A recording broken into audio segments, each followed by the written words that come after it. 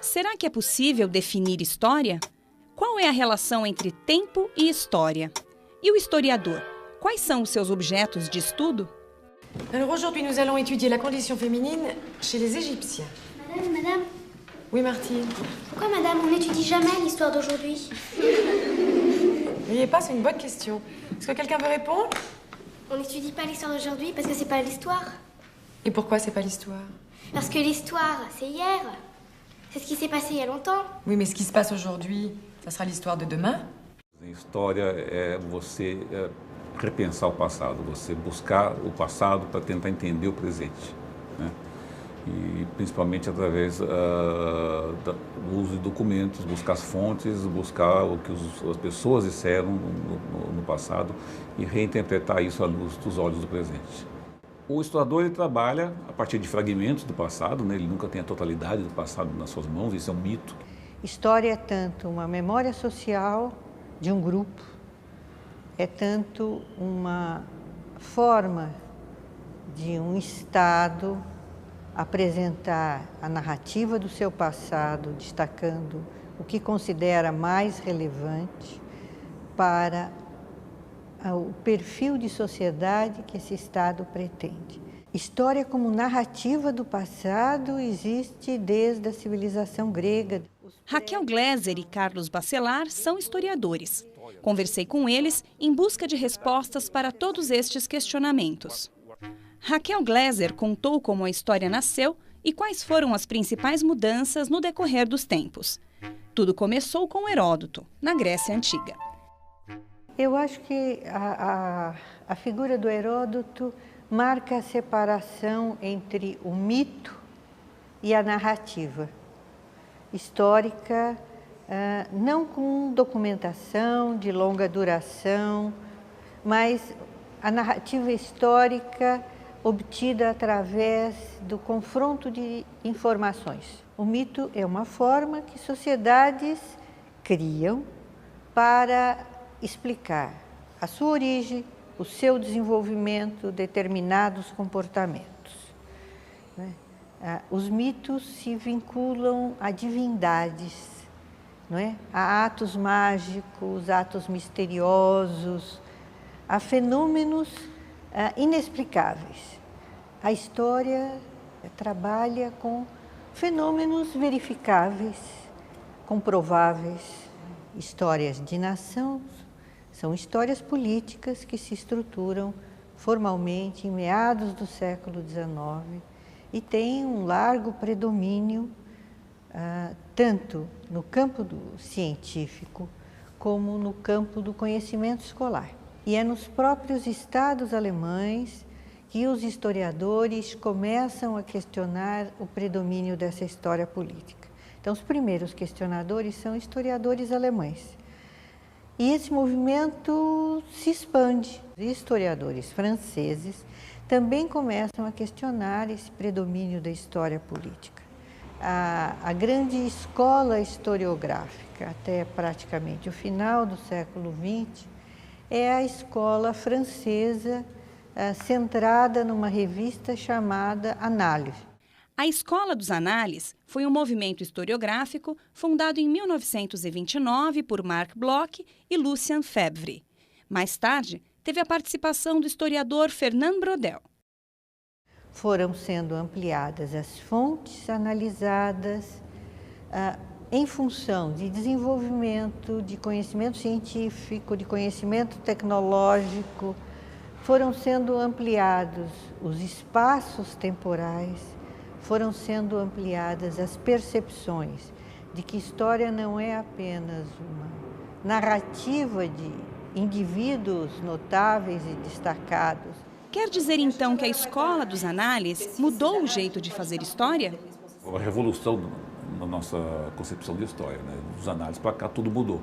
E continua mudando, quer dizer, a história é muito efervescente. A torno de direito surgem trabalhos inovadores, propondo análises novas, abordagens distintas. Então está sempre em mudança, a história não é estática, né? A história não é estática. Esta frase do professor Carlos Bacelar me fez pensar sobre os fatos que compõem a história. O que é determinante para o que um acontecimento entre ou não para a história? O que fica ou não para a história é extremamente mutável no decorrer dos séculos, não é? O que fica ou não para a história depende da resistência do material, da memória social, da reminiscência do fato. Os fatos, os acontecimentos na história são múltiplos, milhares, milhões, né? O cotidiano, se eu trabalho com família, qualquer evento do cotidiano dessa família, para mim é um fato. E é objeto da minha atenção. Quer dizer, não é um grande evento político, não é uma revolução, não é uma coisa que chama mais a atenção da mídia, mas quem trabalha com o cotidiano, com a história do cotidiano, a história da cultura, trabalha com pequenos eventos, mas que são enormes para nós. Vamos pensar o seguinte: quando determinados fenômenos sociais se tornam relevantes. Hoje em dia, o campo de estudos da história da escravidão é extremamente relevante. Não era relevante na primeira metade do século XX. O campo de estudos sobre família, mulheres e crianças é um campo que surge na segunda metade do século XX e se torna extremamente importante. Por quê? Porque as mulheres se tornam parte integrante do mercado de trabalho, porque as relações familiares se alteram quando as famílias deixam de ser extensas e se tornam famílias nucleares. Os relatos de época, no século XIX, e a historiografia mais clássica, já no início do XX, até Gilberto Freire, sempre ressaltavam muito de que não havia família escrava. Os estudos da demografia histórica e da história da família, a partir da década de 50 na Europa, mas principalmente na década de 70 aqui no Brasil, começaram a desvendar, né, a puxar pelos documentos outras realidades insuspeitadas, quer dizer, que havia sim vida familiar numa senzala, havia vida conjugal, havia relações sociais da senzala, relações de poder dentro da senzala, quer dizer, uma teia muito grande de relações humanas se construía ali dentro, com ou sem conhecimento do senhor, quer dizer, então, os escravos que eram esquecidos pela historiografia, que só tratava de heróis no século XIX, de repente viram personagens da história. Eles podem ser objetos de estudos históricos a ponto de você reconstruir histórias de vida, trajetórias de vida de escravos, né? Entender como que eles sobreviviam dentro de um regime de opressão física, né? de violência. Então isso é muito interessante e isso vai totalmente contra o que se dizia até então sobre a vida dos escravos. Os escravos não eram dignos de serem tratados enquanto pessoas, eles eram simplesmente coadjuvantes na história dos seus senhores. Os senhores, os coronéis, os grandes barões do café e do açúcar é que eram os personagens da nossa história. A mão de obra deles não contava, estava absolutamente fora da nossa história. E por que naquele momento esse tema foi importante de ser pesquisado? Tinha alguma coisa a ver com o momento sei lá, dos anos 70, do século passado? Sim, claro, toda uma mudança da historiografia internacional que começou a buscar a conhecer um pouco mais a sociedade, a população, a cultura como um todo, quer dizer, não ficar na elite, não ficar só nos grupos que mandam, que comandam o Estado, mas partir para os segmentos mais humildes da sociedade e buscar entender um pouco a sociedade sob esse olhar dos oprimidos. Então tem tudo a ver com toda a história política do século XIX, toda a nossa rica história do século XIX, mundial. Surge essa tendência a se buscar entender a população, quer dizer, trabalhar com a população, com os grandes atores, que na verdade quem construiu a história é essa massa de anônimos. Raquel Gleiser explica qual é a relação entre o tempo e a história. Todo o trabalho do historiador depende do presente em que ele vive. Alguns historiadores podem dizer que isso não é verdade, que eles são motivados exclusivamente pelo passado. Mas, na verdade, o passado só adquire significado quando nós olhamos para ele e procuramos entender os fenômenos que aconteceram, como os seres humanos reagiram, como é que as relações sociais e econômicas e políticas foram transformadas. Carlos Bacelar é responsável pelo Arquivo Público do Estado, que atualmente está fechado para reforma. Para que pudéssemos visualizar a importância de documentos públicos para a pesquisa de um historiador, Bacelar me convidou para conhecer a exposição São Paulo e seus documentos, do Arquivo Histórico Municipal. Então aqui nós temos, por exemplo, uns casos muito interessantes que são de atas de câmaras municipais, né? Atas muito antigas, do século XVI. A gente pode ver o estado de conservação, que, embora não aparente, ele é muito bom, tem poucos furos no documento. Mas o que chama a atenção disso para o leigo é a dificuldade de leitura de um texto como esse, porque tem uma escrita absolutamente distinta da nossa, né?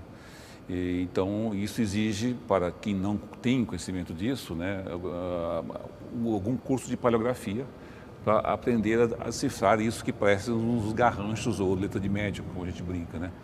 Mas isso são documentos bastante interessantes, porque as atas da Câmara registravam o cotidiano da vida na sociedade, os problemas cotidianos de uma pequena vila que era São Paulo no século XVI e XVII, né?